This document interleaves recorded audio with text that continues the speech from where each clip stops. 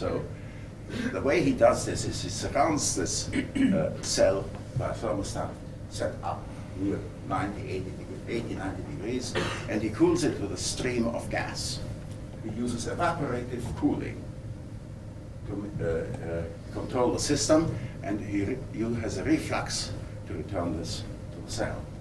And the important point about Giuliano Mengo's experiment is that it's a very well controlled situation, and when he's got to that point, he switches the current off, he disconnects it from the power supply, and he has actually, this is published information, has had the system staying hot for 7 days.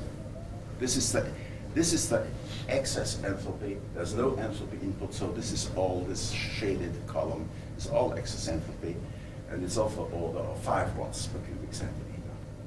So what we know now is that if you do this, you can get to this heat after death effect of the order of 5 watts per cubic centimeter, which is tolerably uninteresting as far as thermal sources is concerned. It would only be interested in certain niche applications. We know that the way we did it, we could get kilowatts per cubic centimeter. Incidentally, I should tell you that you can. Mel-Niles has a system which had 50 watts per cubic centimeter. We've had it up to 200 watts per cubic centimeter, which would give a much wider range of applications. But we were interested in trying to see whether we could maintain these boiling conditions. And to do that, you, of course, need to use a much more elaborate, not sophisticated, much more elaborate calorimeter, which allows you to maintain the conditions up here. I'll just show you one result from that. That worked ground to a halt, I'm sorry to say.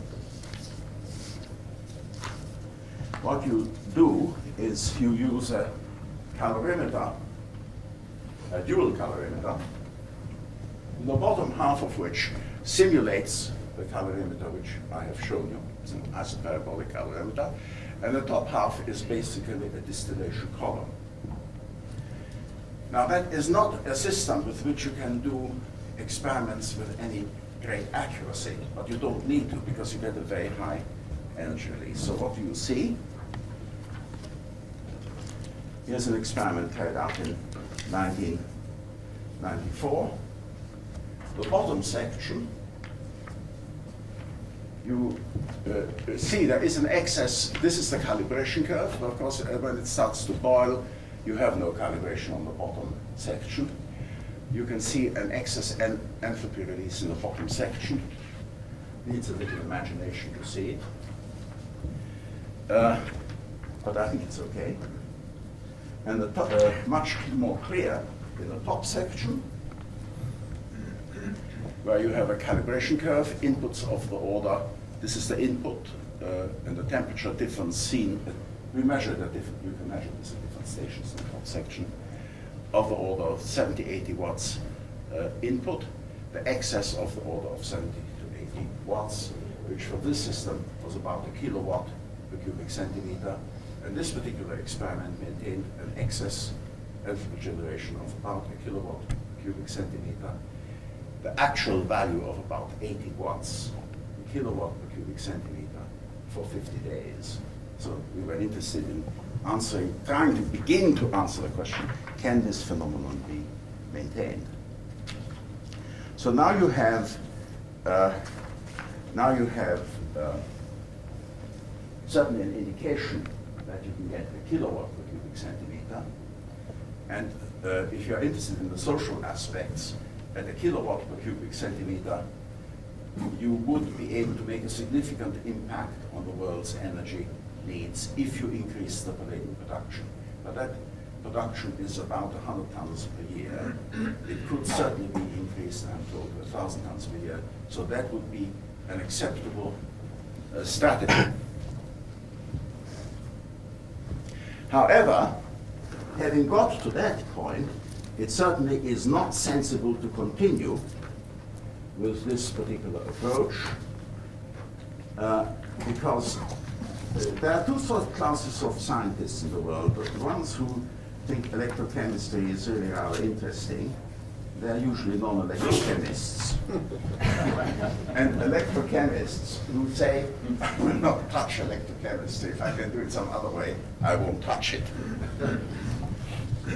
And the trick, of course, is to go to our first love, electrodiffusion, and to say, we'll do all this in a while.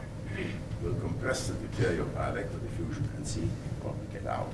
And this is the part of the core program in Italy. My friends in Italy, thank goodness we have some friends. I will leave neutrons out of consideration and just say, well, what Giuliano Preparata, his colleagues realized, that is that you don't have this sinusoidal thing which you'd get in the beta phase. You'd eventually get a coherent system of neutrons in the lattice. It would extend. He calls this the gamma phase. Okay, let's call it the gamma phase, in which heat release is much higher.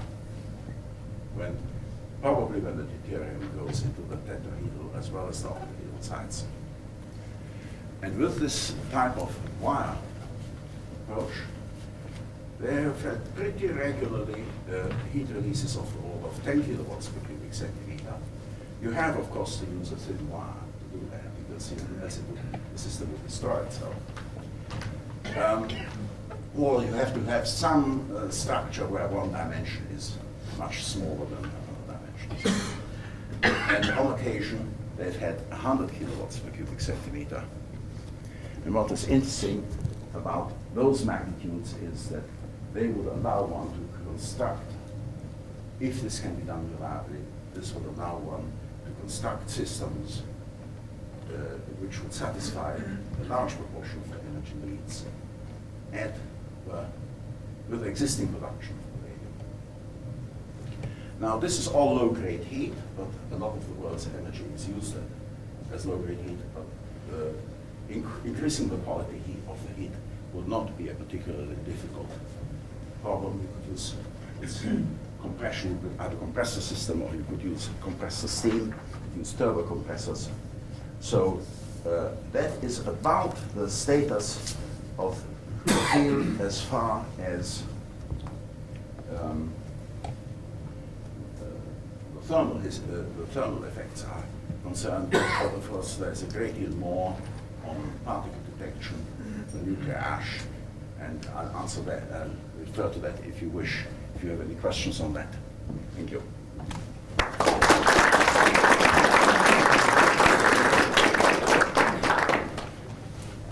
Yeah, we have time for questions. If anybody has any questions, we have about 10 minutes. Sir. Can you say a few moments about what's been going on in detection of the primary products?